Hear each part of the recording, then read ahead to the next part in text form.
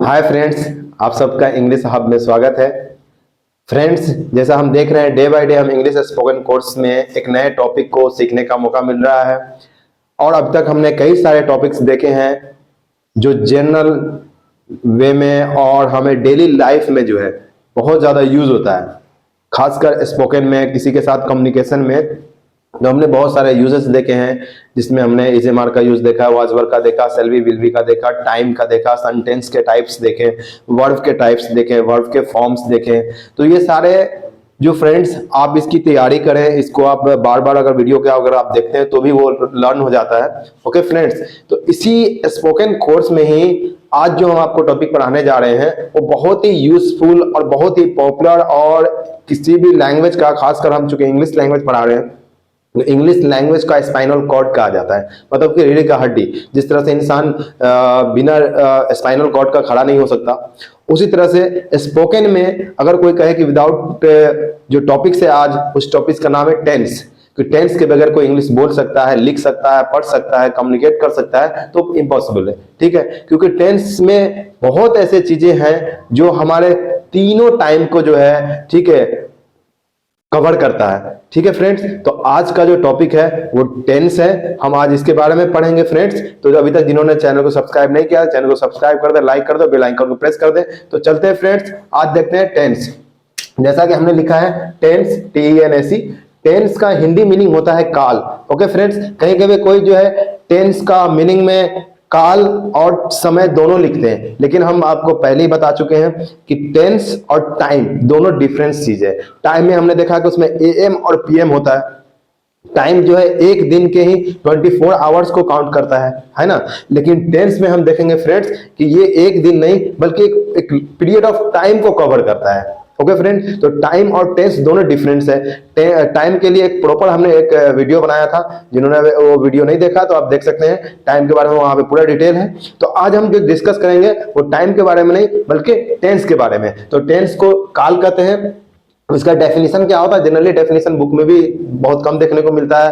ठीक है फ्रेंड्स, तो मैं जो आज यहाँ पे डेफिनेशन लिखाया हूँ वो बहुत ही यूजफुल डेफिनेशन है, बहुत पॉपुलर डेफिनेशन है, और किसी आम इंसान का नहीं है बल्कि एक इंग्लिश का ग्रामेरियन है। ठीक है, ब्रिटिश ग्रामेरियन बुक्स लिखे हुए हैं। ठीक है, उनका नाम A.S. हॉर्नबी है। उन्होंने टेंस को डिफाइन किया था कि tense denotes an action, activity and state. Means क्या हुआ कि टेंस तीन चीजों को दर्शाता है, तीन चीजों को बताता है। फर्स्ट को बताता है एक्शन, एक्शन क्रिया को बताता है। ठीक है, एक्टिविटी क्रियाकलाप को बताता है, एंड स्टेट उसकी स्थिति को बताता है। ये तीन चीजें ऐसे टॉपिक्स, ऐसे शब्द जो इन तीनों चीजों के बारे में बताए उसको हम टेंस कहते हैं। किस किस चीज के बारे में? स्टेट के बारे में बताए, एक्शन के बारे में बताए और एक्टिविटी के बारे में बताए। ये definition tense denotes an action, activity and state किसने डिफाइन किया था? A.S. हॉर्नबी। ठीक है, A.S. हॉर्नबी एक ब्रिटिश ग्रामेरियन है। ठीक है, ब्रिटिश राइटर है जो इंग्लिश लैंग्वेज के ऊपर काफी इन्होंने बुक्स लिखे हैं। तो इनके ये जो है, कोई भी पूछ सकता है कि भाई ये टेंस का डेफिनेशन किसने दिया है, तो भाई A.S. हॉर्नबी ने दिया है, ब्रिटेन के हैं। ठीक है, अब फ्रेंड्स, अब हमने देख लिया कि टेंस को हिंदी में काल कहते हैं। उसके डेफिनेशन से समझ में आ गया कि टेंस जो है किस किस चीजों को डिनोट्स करता है। अब हम देखते हैं टेंस के टाइप, टेंस के काइंड्स, कि टेंस कितने प्रकार के होते हैं। तो टेंस जो है 3 टाइप्स के होते हैं। ओके फ्रेंड्स, फर्स्ट है प्रेजेंट टेंस। इसको बोलते हैं वर्तमान काल, हिंदी में बोलते हैं वर्तमान और काल। टेंस तो हो गया है। तो प्रेजेंट का मतलब होता है वर्तमान, पास्ट का मतलब होता है भूतकाल। ठीक है फ्रेंड्स, और यहां पे फ्यूचर टेंस, इसको बोलते हैं भविष्य काल। ओके फ्रेंड्स, भविष्य काल। अब ये प्रेजेंट टेंस, पास्ट टेंस और फ्यूचर टेंस, और इसके सब पार्ट्स भी हैं। इसको हम कैसे याद करें? तो इसके लिए एक यूनिक वे याद कर लीजिए कि टेंस को आप ग्रैंडफादर मान सकते हैं। ठीक है, टेंस क्या होगा? एक तरह से ग्रैंडफादर हो गया, दादा हो गया। अब इन दादा के 3 बेटे हो गए। ठीक है फ्रेंड्स, लाइक प्रेजेंट एक बेटा हो गया, पास्ट दूसरा बेटा, और फ्यूचर तीसरा बेटा हो गया। अब इसके भी, प्रेजेंट के भी 4 बेटे हैं। ठीक है, और सेम जो है पास्ट के भी सेम 4 बेटे होंगे और फ्यूचर के भी सेम 4 बेटे होंगे। ठीक है, लेकिन इसमें क्या है कि जिस तरह से हम सरनेम लगाते हैं उसी तरह से इसमें भी सरनेम लगेगा। जब हम प्रेजेंट को देखेंगे तो प्रेजेंट इंडिफिनिट बोलेंगे। ओके फ्रेंड, प्रेजेंट इंडिफिनिट, दूसरा प्रेजेंट इम्परफेक्ट, तीसरा प्रेजेंट परफेक्ट और चौथा प्रेजेंट परफेक्ट कंटिन्यूअस। इसी तरह से पास्ट में फ्रेंड आएगा, इसके भी सब पास्ट होंगे, past indefinite, past imperfect, past perfect and past perfect continuous. Same है, बस इसका सरनेम समझो कि शुरू में लग जाएगा, इसमें प्रेजेंट लग जाएगा, इसमें पास्ट लग जाएगा। बाकी 4 इनके भी है, 4 इनके और 4 इनके, तो टोटल हमारे पास कितने हो गए 12। इसी तरह से फ्यूचर में देख ले friend, future indefinite, future imperfect, future perfect and future perfect continuous. तो इस तरह से हमने देखा कि 4 इसके हो गए, 4 इसके हो गए और 4 इसके हो गए। टोटल जो है हमारे पास कितने हो गए 12। ठीक है फ्रेंड्स, अब हम सोचेंगे कि ये 12 टेंस तो बहुत ज्यादा कॉम्प्लिकेटेड हो सकता है, लेकिन फ्रेंड्स बहुत आसान है इसको समझना। हमने जैसे देखा कि टाइम जिस तरह से एएम और पीएम को डिनोट करता है, okay friends, anti meridian and post meridian को डिनोट करता है, उसी तरह से टेंस बोले तो काल, काल जो है पीरियड ऑफ टाइम है, लॉन्ग टाइम होता है पीरियड ऑफ टाइम, उसको जो है डिवाइड करता है 3 पार्ट्स में। प्रेजेंट क्या होता है कि जो प्रेजेंट अभी चल रहा है, ठीक है, जो प्रेजेंट अभी है, ठीक है। वर्तमान काल, वर्तमान काल जो है आपका जो है अभी है, और जो बीत चुका है, भूतकाल का मतलब जो हो चुका है, जो खत्म हो चुका है, जो बीत गया है, उसको हम भूतकाल करेंगे। और फ्यूचर टेंस जो आने वाला टाइम होगा उसको फ्यूचर टेंस कहते हैं, वो फ्यूचर टेंस डिनोट करता है आने वाले टाइम को, आने वाले काल को, टेंस को। ओके फ्रेंड्स, अब इसमें सब पार्ट्स होंगे, ठीक है। इसके सिंपल प्रेजेंट टेंस है, प्रेजेंट परफेक्ट है, प्रेजेंट परफेक्ट कंटिन्यूअस है, प्रेजेंट इम्परफेक्ट है। तो ये इसके सब पार्ट्स भी क्या है, तो फ्रेंड्स हम इसको भी डिटेल देखेंगे कि क्या है, इसकी पहचान क्या है, इसको हम कैसे पहचानेंगे कि सिंपल प्रेजेंट क्या होगा, फिर प्रेजेंट इम्परफेक्ट क्या होगा, फिर प्रेजेंट परफेक्ट क्या होगा। सब तो प्रेजेंट ही है। इसी तरह से 4 इसमें देखेंगे पास्ट में कि 4 तो पास्ट ही है, लेकिन उसके सब पार्ट्स हैं, उस सब पार्ट्स में क्या होता है। तो फ्रेंड्स उस सब पार्ट्स में हमको पता चलेगा कि वो एक खास टाइम को, ठीक है, एक एक्शन को डिनोट करता है। ये तो पूरा एक पीरियड को डिनोट करता है, प्रेजेंट होने से पूरा प्रेजेंट टाइम को डिनोट करता है, लेकिन उसमें जो काम हो रहे हैं या काम हुए हैं वो किस तरह से हुए हैं उसको सब पार्ट्स उसके डिनोट करता है। उसी तरह से पास्ट में भी उसी तरह से डिनोट करेगा। ओके फ्रेंड्स, फिलहाल आप इसका स्क्रीनशॉट ले लें, उसके बाद हम चलेंगे सिंपल प्रेजेंट के बारे में। तो फ्रेंड हमने देखा कि आज टेंस के बारे में, ठीक है, कि टेंस क्या होता है, उसके डेफिनेशन क्या है, उसके टाइप्स कितने कितने काइंड्स के टेंस होते हैं, प्रेजेंट, पास्ट और फ्यूचर, और उसके सब पार्ट्स कितने होते हैं। तो हमने बताया फ्रेंड्स कि 3 टाइप्स के टेंस होते हैं, present tense, past tense and future tense, and उसके भी सब पार्ट्स होते हैं 4 simple present, simple past, simple future, present perfect, present imperfect, past imperfect and future imperfect, and present perfect, past perfect and future perfect, and चौथा जो है present perfect continuous, past perfect continuous and future perfect continuous। अब उन 4 सब parts में से आज हम प्रेजेंट टेंस में जो पहला सब पार्ट है, सिंपल प्रेजेंट टेंस भी बोलते हैं उसको और प्रेजेंट इंडेफिनिट टेंस भी बोलते हैं। 2 नाम है, इसलिए कंफ्यूज नहीं होना। देखो हम फ्रेंड्स ने हमने दोनों नाम दे दिया, कहीं कहीं पे सिंपल प्रेजेंट लिखा रहता है, तो आप ये कंफ्यूज मत होना कि यहाँ पे तो सिंपल लिखा, हमने तो इंडेफिनिट पढ़ा था। सिंपल और इंडेफिनिट दोनों सेम है, सेम। इसी तरह से दूसरा जो है उसको प्रेजेंट इम्परफेक्ट को 3 नाम से जानते हैं, प्रेजेंट इम्परफेक्ट या प्रेजेंट कंटिन्यूअस या प्रेजेंट प्रोग्रेसिव। ओके फ्रेंड, ये तीनों एक ही टेंस का नाम है, ठीक है। तो आप कंफ्यूज नहीं होना, इन तीनों में से कहीं एक लिखा रहा है प्रेजेंट प्रोग्रेसिव लिखा रहा है, प्रेजेंट कंटिन्यूअस लिखा रहा है या प्रेजेंट इम्परफेक्ट लिखा रहा है, तो समझेंगे एक ही है। तीसरा है प्रेजेंट परफेक्ट और चौथा है प्रेजेंट परफेक्ट कंटिन्यूअस। ये 4 है। तो आज हम पहला देखेंगे जो सिंपल प्रेजेंट टेंस है या प्रेजेंट इंडेफिनिट टेंस है, ये होता क्या है। तो सबसे पहले हम फ्रेंड्स पहचान लिखाते हैं, जो कि अभी तक हमने देखा होगा कई सारे टॉपिक से हम पहचान लिखा दें ताकि हम आसानी से पहचान सके कि ये क्या चीज है, ये क्या होता है, ठीक है। तो आज हम पढ़ रहे, हम सिंपल प्रेजेंट टेंस में प्रेजेंट, ठीक है, टेंस में हम पढ़ रहे हैं प्रेजेंट इंडेफिनिट टेंस या सिंपल प्रेजेंट टेंस। इसकी पहचान क्या है कि किसी भी वाक्य अंत में क्या हो, ता है, ती है, ते है इत्यादि लगा रहे और उसके साथ वर्ब भी लगाओ। ये वर्ब जो क्रिया आपको पहले बता चुके हैं, ये एक टॉपिक हो चुका है कि वर्ब क्या है। ओके फ्रेंड, तो सिर्फ ता है, ती है ही नहीं हो, बल्कि साथ में वर्ब भी हो।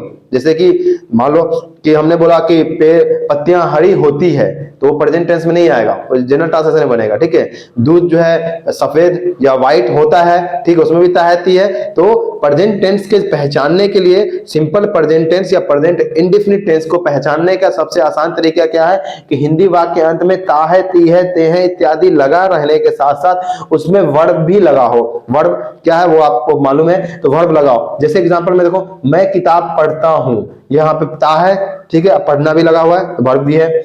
वह अंग्रेजी बोलती है, आ गया फ्रेंड, तो ता है, ती है, ते है लगा भी हुआ है, इसके साथ में वर्ब भी आ रहा है। ठीक है, तो हम समझ जाएंगे कि सिंपल प्रेजेंट टेंस या प्रेजेंट इंडेफिनिट्स का सेंटेंस है। अब इसका बनाने का रूल क्या है, तो फ्रेंड्स इसका बनाने का जो रूल है वो रूल एक मेजर रूल है कि सबसे पहले सब्जेक्ट होगा, सब्जेक्ट कर्ता होता है, ये मालूम है आपको। ठीक है उसके बाद जो है फ्रेंड्स इसमें वर्ब होगा, वर्ब जो है क्रिया होता है, हिंदी में इसको बोलते हैं क्रिया, और ऑब्जेक्ट जो है कर्म होता है। तो ये तीन चीजें जनरली होता है, किसी किसी में दो भी होता है। जैसे मैं बोलता हूं, आई स्पीक हो जाएगा, ठीक है, वो जाती है, सी गोज हो जा सकता है। ठीक है, अब ये तो मेजर रूल हो गया कि सब्जेक्ट वर्ब या ऑब्जेक्ट होगा। ठीक है, या किसी में सब्जेक्ट और वर्ब भी हो सकता है, वो भी सेंटेंस हो सकता है। ठीक है, अब इसको हम ट्रांसलेट कैसे करेंगे, तो हम पहले सब्जेक्ट लेंगे, वर्ब में थोड़ा सा समझना पड़ेगा। यहां पे हमने लिखा है वर्ब 1 ऑब्लिक वर्ब 5। ठीक है फ्रेंड्स, तो वर्ब 1 जो है ऑल के साथ लगेगा और वर्ब 5 जो है टीपीएसन के साथ लगेगा। अब हमने नंबर पर्सन पढ़ाया था, उसमें आप देख सकते हैं कि टीपीएसन क्या होता है। टीपीएसन मतलब थर्ड पर्सन सिंगुलर नंबर, तो थर्ड पर्सन सिंगुलर नंबर के साथ में क्या लगेगा, वर्ब 5 का यूज होगा। और रेस्ट ऑल, सिर्फ verb 5 third person singular number के साथ में लगेगा और रेस्ट ऑल के साथ में वर्ब 1 लगेगा। तो इसका मतलब सब्जेक्ट अब वर्ब 1 रेस्ट ऑल के साथ में, वर्ब 5 टीपीएसन के साथ में, एंड ऑब्जेक्ट। ओके फ्रेंड, जैसे एग्जांपल में देख लें, मैं किताब पढ़ता हूं, मैं यहां पे हो गया फर्स्ट पर्सन सिंगुलर नंबर, ये थर्ड पर्सन में तो नहीं आता, तो यहां पे हम लिखेंगे आई, मैं किताब पढ़ता हूं तो I read a book. Okay friends, I read a book. वह अंग्रेजी बोलती है, ये वह जो है ये थर्ड पर्सन के अंदर आता है, थर्ड पर्सन सिंगुलर नंबर है, सिर्फ third person singular number, third person plural number में नहीं, सिर्फ third person singular number, TPSL के साथ ही वर्ब 5 लगेगा। ठीक है, मतलब वर्ब का सिंगुलर फॉर्म लगेगा। ठीक है, जिसमें एस या एस लगा होता है लास्ट में, वो हमने आपको बता चुके हैं पहले। तो यहां पे हो जाएगा शी, ठीक है, अंग्रेजी बोलती है, she speaks, SPEAKS speaks English. ठीक है फ्रेंड्स, तो इंग्लिश हो जाएगा। ओके फ्रेंड्स, यहां पे रीड जो है ये वर्ब 1 है और यहां पे स्पीक्स जो है ये वर्ब 5 है। स्पीक्स, गोज, राइट्स, ये आप ऑलरेडी जानते हैं कि किसी भी वर्ब 1 में एस या एस लगा के वर्ब 5 बनाते हैं, तो ये वर्ब 5 जो है थर्ड पर्सन सिंगुलर नंबर के साथ होगा। तो इस तरह से हम मेजर रूल के साथ, सब्जेक्ट वर्ब ऑब्जेक्ट के साथ, हम प्रेजेंट इंडेफिनिट टेंस को इंग्लिश में बोल सकते हैं, ट्रांसलेट कर सकते हैं, लिख सकते हैं। ओके फ्रेंड्स, तो आप चाहे तो इसका स्क्रीनशॉट ले लें। तो फ्रेंड्स हमने देखा कि टेंस के बारे में, टेंस के पहचान देखें कि सिंपल प्रेजेंट टेंस या प्रेजेंट इंडेफिनिट की क्या पहचान है, उसके बनाने का क्या नियम है, ठीक है, उसको हम कैसे ट्रांसलेट करेंगे। ओके फ्रेंड्स, तो ये मेजर रूल है, subject verb plus object, verb 1 जो है ऑल में लगेगा और वर्ब 5 जो है टीपीएसएल में लगेगा। ऐसे ऐसे बहुत सारे एग्जांपल मैंने देखा हूं, आप चाहें तो घर पे प्रैक्टिस कर सकते हैं। जैसे एग्जांपल में सोनी स्कूल जाती है, फिर से आप देख सकते हैं कि सोनी, ठीक है, गोज टू स्कूल हो जाएगा, गोज टू स्कूल हो जाएगा, क्यों गोज लगेगा, क्योंकि ये सोनी जो है थर्ड पर्सन सिंगुलर नंबर, इसलिए वर्ब 5 लगेगा।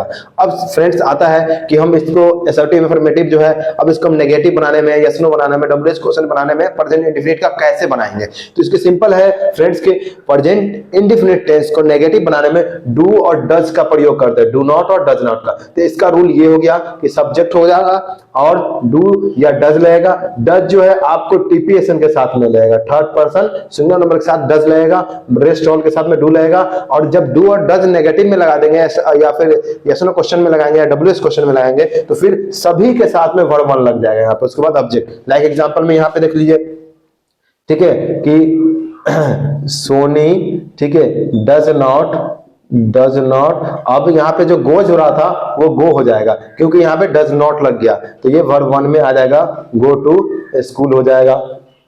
ओके फ्रेंड, अब इसका यस नो बनाना है, तो जिसमें डू या डज लगेगा वो बाहर आ जाएगा। क्या सोनी स्कूल जाती है, तो does Soni go to school. इसका नेगेटिव हो जाएगा does Soni not go to school.